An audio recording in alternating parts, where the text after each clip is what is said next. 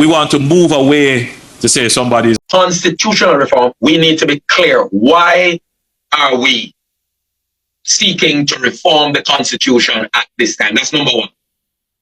To facilitate the beast and the beast demands and requirements. Among them, legalizing the unclean lifestyle. So they want to get rid of the bubble law. They want to remove the Privy Council as the final appellate court.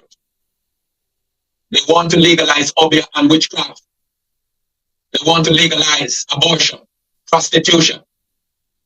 They want to change our national anthem. They want to change our national pledge and other things, including the flag, etc. And once this major document is changed, then it would make things easier to do those actions which I have already mentioned. And I am using this forum to say to the people of Jamaica and also the umbrella group of churches that we need to open our eyes. Do not be deceived. Open your eyes. Do not be deceived. I'm going to say it one more time. Open your eyes. Do not be deceived. This is too much of an important, fundamental issue to be rushed. And looking for the reform of the Constitution. Crucial issues that must be given attention to, and you're talking about constitutional reform. And then of all the persons, you are getting help from Canada. Don't you see the kind of values and value system that Canada has? Do we subscribe to them? We don't, for the most part. Because Canada is a secular jurisdiction and Jamaica is not, although many of the things that are taking place in Jamaica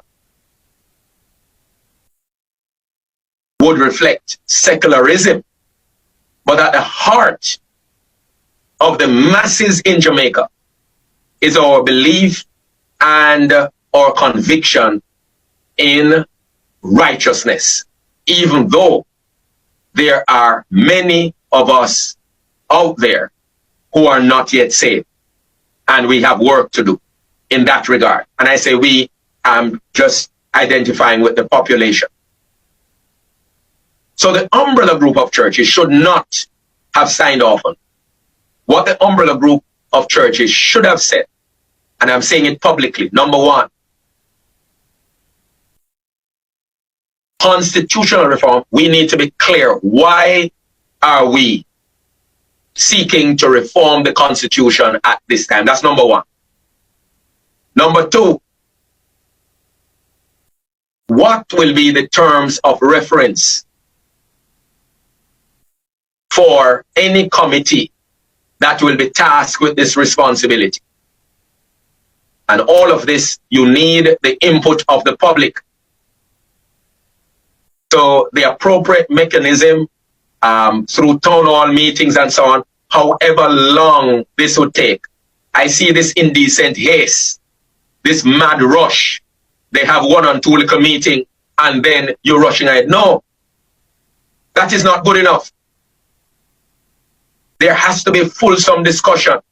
And why is this indecent haste when there are other things more important? So back to it.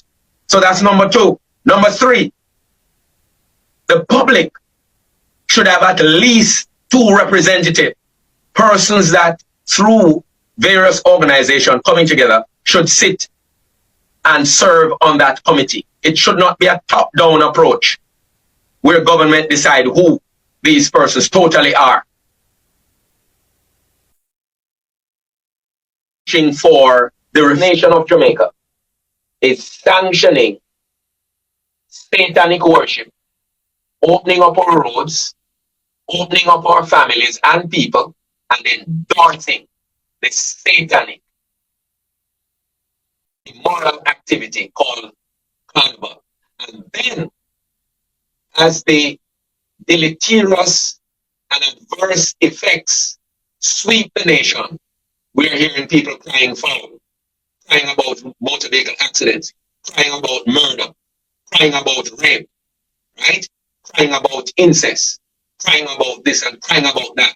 When you are sanctioning the legalization of the spirits which promote these kinds of activities, don't you see we have a set of leaders who are confused, a set of leaders who are ignorant, a set of leaders who really do not qualify to lead the nation? Don't you realize that? And then on top of that, the people of God want to have prayers in different places. And every time you show, you see a horde of police officers showing up as if you're some criminal. And then when you apply for a permit in different areas, they are giving you some face-to response, as if to say, you are not permitted. The devil is alive. When the things that promote righteousness in the nation, they are blocking them. And the things that promote unrighteousness, they are giving them free rein across the nation. Don't you see that we need a new Jamaica? And that's why God has triggered this prayer. Don't you realize that? We want to move away to say somebody is a low-income earner or a middle-income earner. So what we have said to the NHD is that internally, we may use these categories to describe income levels, because based upon categories, we assign benefits. So if you are a low-income earner, you might get a different mortgage rate from somebody who is a middle-income earner. Or we may target the grants more towards the low-income earner for purposes of equity. So the terminology that we will use to describe the focus of the NHD, which is now, by policy, the majority of the houses that the NHD is going to build going forward, policy set in the last 2 years, will be focused on lower middle income to low income to no income housing. In other words, the NHD is focused on achievable housing. That is the terminology that we are using. Meaning, you are all seeking to achieve this dream of housing. Most of the country, the income level would fall in the category of low income. And therefore, the NHD is to support low income earners and lower middle income earners to achieve their dream of owning a home. The NHD is in fact a scam. It's a big scam that has tricked many Jamaicans because it's politically favorable, right? When you talk about NHD, people get soft and feel nice and fuzzy that here's a wonderful program from Michael Mann and the PNP, and this is wonderful and it's helping us. No, the NHD has been a cash cow for the government. They have stolen billions of dollars from the trust fund, which was supposed to provide housing for the poor.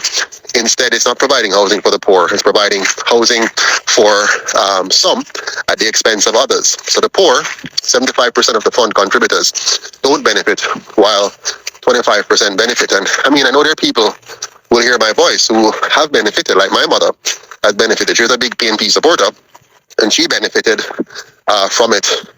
And it's not even a benefit because she has been, misled. The truth is, she only gets to borrow back her own money and the monies of other poor people, and then she has to pay it back with interest when the government had taken that money out of her pay in the first place. But 75% of contributors will never get anything out of the fund that they've contributed to. And when this money is returned to them, it's returned to them in a diminished form because it would have been devalued by inflation and devaluation of the dollar. So they're still worse off, even if you get back the so-called monies that you contributed sometime later. So it's really a scam. It's a scam that gives politicians political mileage, makes people feel like they're getting something good, while in fact they're ripping off the people, ripping off the nation, particularly poor people. So the poor suffers the most from the NHD because most of the poor will never qualify for a home. It's a trick. It puts money in the hands of developers and also the big banks, because then you have to top up the NHD loan amount by borrowing from the big banks, and that helps them to qualify and so on. And the bank makes billions of dollars. That's why no matter what's happening in Jamaica, no matter what the challenges are, The big companies and big banks are always making billions in profits, and you can't see the poor people gaining any grounds in the process. It's all a trick. That's why they love the poor, because the poor are ignorant and even arrogant and just can't see what is being done to them while they're being screwed every day by these two political parties.